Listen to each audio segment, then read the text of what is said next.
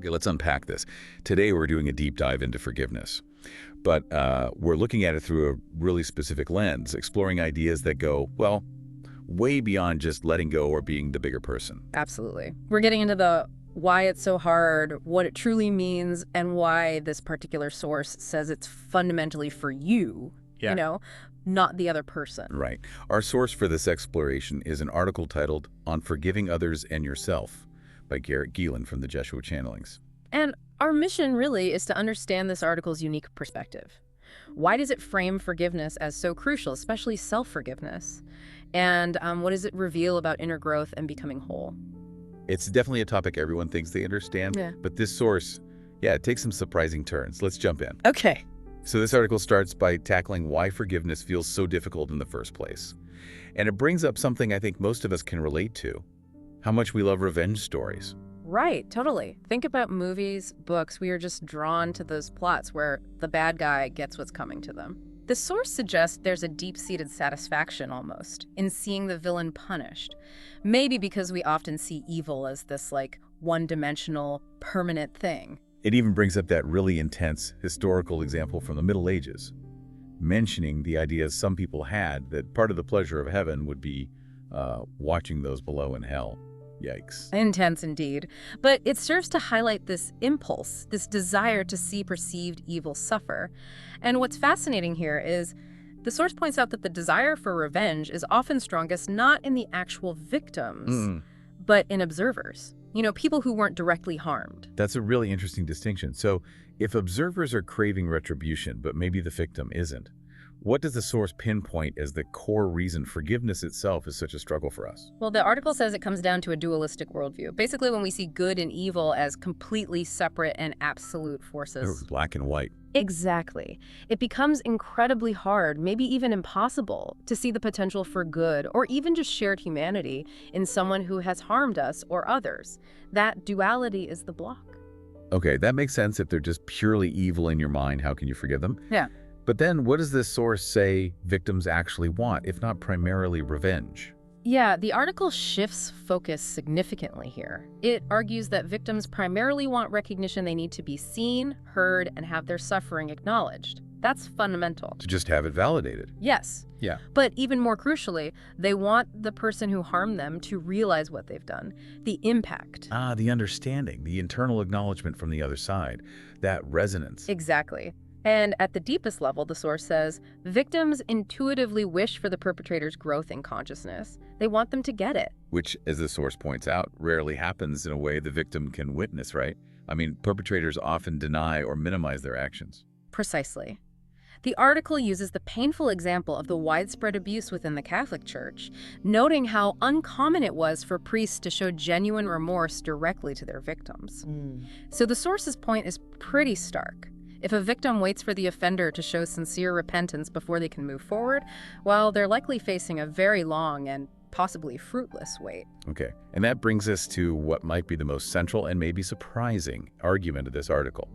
Why forgive at all then? Especially if the person who harmed you isn't showing remorse or even acknowledging the pain. Here's where it really turns things on its head.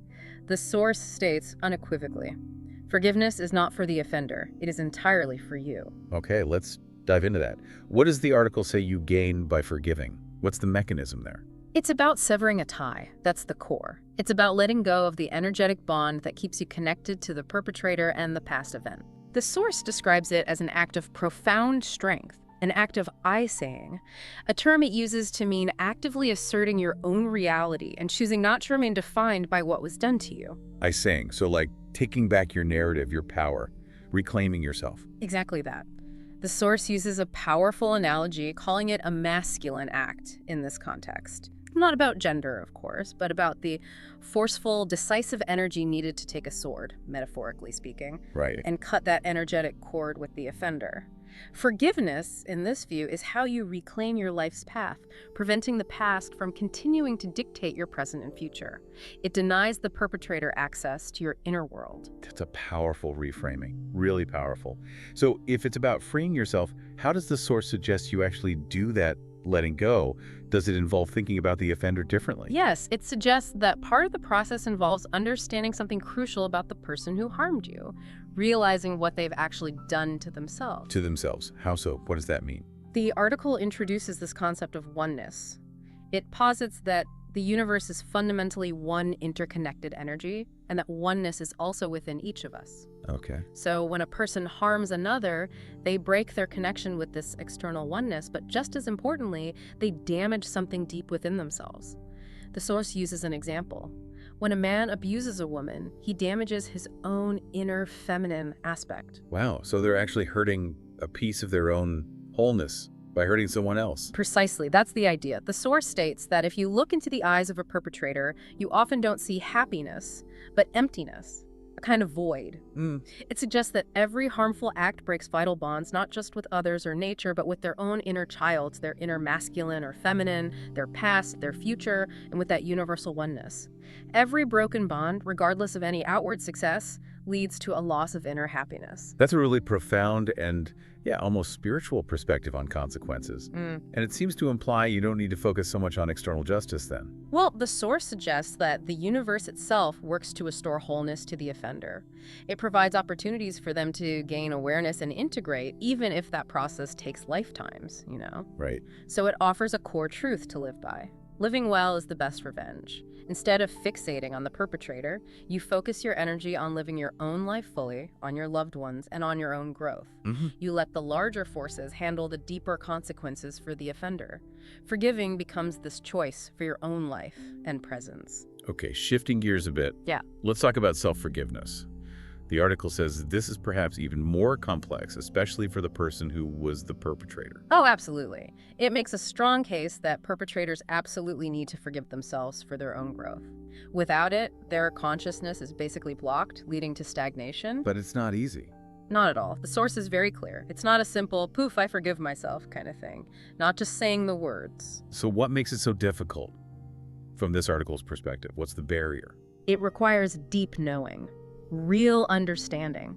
Self-forgiveness is only possible, the source says, when the perpetrator truly understands and internalizes the sorrow, the pain, the suffering they caused the victim. Feeling it themselves, almost. Exactly. Without genuinely feeling that impact, the source says self-forgiveness is impossible because there's no real depth to the acknowledgement. It's superficial. So time alone doesn't heal this. You can't just wait it out and hope it fades. Not according to the source, no. It challenges that psychological cliche that time heals all. It says consciousness inherently wants to grow, but the unresolved hurt is like a river blocking the path forward. Okay. To heal, the perpetrator must metaphorically swim through that river. They have to essentially experience the victim's feelings from within their own being. And if they don't do that inner work, if they avoid it, The source describes a darkening of their life. Their inner sun, as it calls it, disappears, replaced by emptiness and bitterness. And this state, it suggests, can even persist into what it calls the astral sphere after physical death, a kind of lingering shadow. Wow. Okay. The article also provides an explanation for why perpetrators might act so harmfully in the first place and seem incapable of seeing their victims as fully human. Yes, it links this often to deep-seated ideologies of inferiority. Belief systems rooted in racism, gender bias, religion, or culture that define another group as fundamentally less than human, what the source refers to using that term, Untermenschen. Like the examples it gives, can you remind us? Exactly. It points to historical instances. Slaveholders viewing black people as closer to animals than humans. Right. Men seeing themselves as masters of creation, justifying the subjugation of women, or the Nazis defining other groups as Untermenschen to rationalize mass murder. Okay. The core idea, the source argues, is that most ideologies that lead to harm assume one group's inherent superiority, which then justifies harming others perceived as lesser. And these beliefs are incredibly deep-seated and difficult to shed, even beyond physical life sometimes. Building on that, the article introduces the concept of reincarnation as a potential path for the perpetrator to finally understand. That's quite a leap for some. It is, yes. This is a fascinating point from the source. It suggests that reincarnating and experiencing life as a victim, maybe in a similar situation to the one they created, might be the only way for a perpetrator to truly experience and deeply internalize the suffering they inflicted. So not just a punishment, but literally an educational experience, a corrective one. The Source frames it precisely that way, not as karmic punishment, but as liberation. It's framed as liberation from the perpetrator's own narrow, dualistic, and ultimately self-stifling worldview. Ah. That experience then finally makes genuine self-forgiveness possible. This article's argument is that any worldview that justifies mistreating others denies the fundamental oneness of life and ultimately diminishes one's own consciousness. Okay, so once a perpetrator does reach that point of realization and understanding, maybe through lifetimes, maybe through inner work, the Source outlines 3 potential paths they might take next. Yes. After that often painful realization dawns, the article describes these 3 possibilities, these outcomes. First, there's forgiving oneself. The Source suggests the universe offers chances for reconciliation and making amends. This path leads to positive, creative energy, Okay. potentially manifesting as working for social justice, equality, or contributing something healing to the world. Something genuinely beautiful can emerge from that deep integration. Right, in the second. Second is not forgiving oneself. They get stuck in overwhelming guilt and self-punishment. And the Source notes that paradoxically, what helps most on this path is actually receiving forgiveness and encouragement from the victim themselves, which can sometimes help unlock their ability to forgive themselves. That's interesting. Okay, and the third path. And third, and unfortunately what the Source calls the most common path, is distancing from oneself. Here, the person experiences life after the realization, perhaps even living as a victim themselves in some way, but they fail to recognize the inner culprit, the part of themselves that was capable of causing that harm. That they don't connect the dots internally. Exactly. Instead, they project that sense of evil or culpability outwards onto external forces, people, or situations. There's no real inner integration happening. And the article connects that third path, this projecting outward, to conspiracy theories. It does, yeah. The Source sees conspiracy theories as a potential manifestation of this external projection, an inability to recognize one's own inner lack of integration or shadow aspects, and instead seeing powerful, hidden evil forces outside of oneself pulling the strings. This, according to the Source, just reinforces duality and creates a negative energetic space in the world.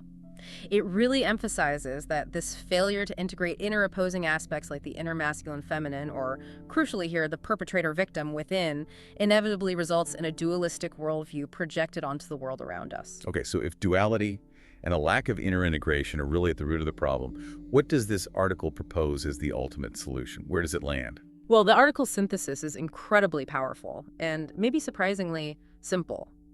The solution is to love yourself. Self-forgiveness at its absolute core is choosing to fully love yourself. And how does loving yourself tie into this whole idea of the perpetrator and the victim that we carry inside? The Source argues that loving yourself means accepting and bringing into the light all aspects of yourself. Everything, including the parts that have harmed and the parts that have been harmed, the perpetrator and the victim within you. Because we contain both. It says we have likely been both to various ways throughout our existence, maybe lifetimes, and everything we are is inside us now. So to love yourself truly means loving yourself as both the offender and the victim, accepting the whole spectrum. And believing that perpetrators are only external people denies this inner reality then. According to this Source, yes, exactly. It suggests that fixating solely on perpetrators outside yourself is a form of denying the inner oneness of the universe and your own inner wholeness. It stems from a lack of self-love, often because you reject the offender aspect within your own being. You don't want to see it. And what about the victim part within us? Right. Does the Source address rejecting that too? Because that seems common as well. Absolutely. It speaks directly to the contempt many people hold for their own victim aspect. Despising themselves for vulnerability, for being taken advantage of, maybe even carrying that shame from past experiences or lifetimes. Yeah. The Source notes that the world often scorns vulnerability, right? And people who have been vulnerable can internalize that scorn and despise that sensitive part of themselves. So how does the Source suggest we work with these inner parts then? Yeah. The victim and the offender within. It offers a truly beautiful and, I think, quite practical suggestion. Actively go to that frightened, vulnerable part within you. Connect with it consciously. Love it. Comfort it. Really lean into it. Yes. It says that part is precious, incredibly sensitive, and it's actually the source of your deepest understanding, your empathy, your capacity for love. It is a fundamental part of being human and essential for your wholeness. Don't reject it. It even gives that specific exercise, right? Looking in the mirror. Yes.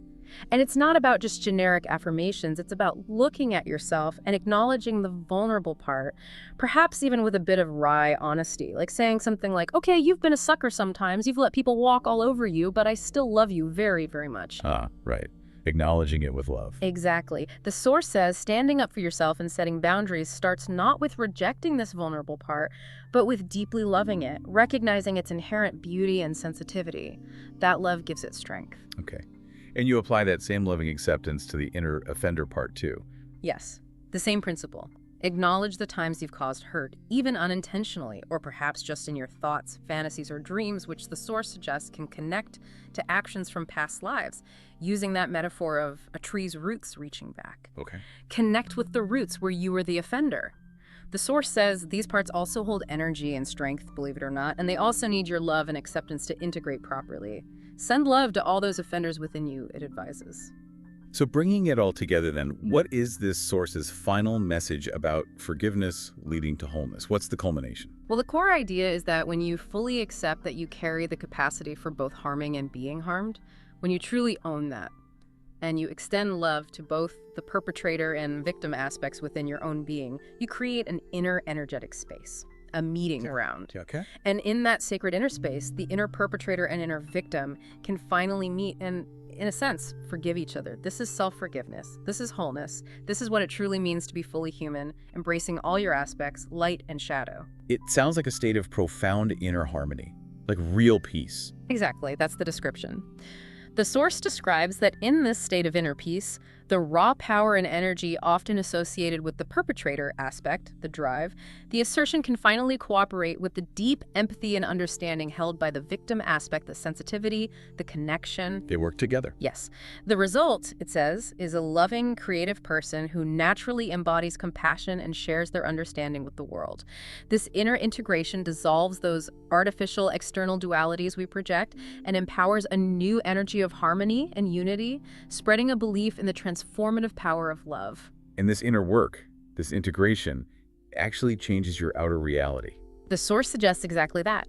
Loving these internal parts allows them to merge, creates inner flow, and enables you to live directly from your soul's essence. And the manifestation of this inner harmony this article proposes contributes actively to the creation of the new world, the new earth. It talks about a world of harmony with others and with nature, ending separation at its root. It closes with a really powerful vision. Man made whole is a creative man, a healing man. So this deep dive into unforgiving others and yourself, it really gives us a view of forgiveness that is, well, much less about simply pardoning someone else and much more about a profound journey of self-acceptance and integration, doesn't it?